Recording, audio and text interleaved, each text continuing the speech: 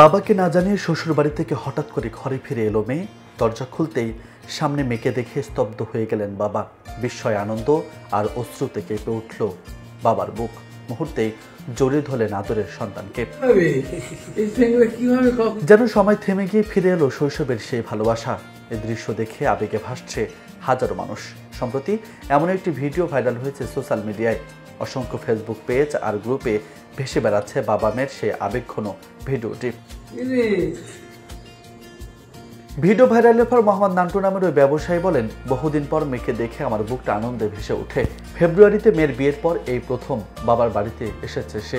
ভিডিওটা দেখছেন, আসলে আমি তো ইমোশনাল হয়ে পড়ছিলাম।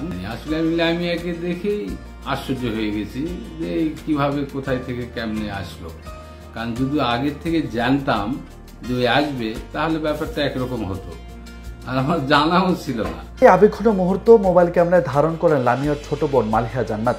তারপর লামিয়া নিজেই তার ফেসবুক অ্যাকাউন্টে পোস্ট করেন। মুহূর্তেই তা ভাইরাল হয়ে যায়।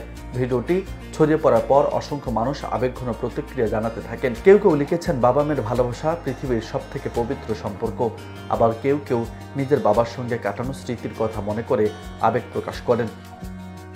বাবা মায়ের অমূল্য সম্পর্কের এই দৃশ্য চোখে জল এনেছে অনেকের। কেউ কেউ আবার নিজেদের অভিজ্ঞতার কথাও লিখেছেন, তুলে ধরেছেন নিজেদের আবেগ।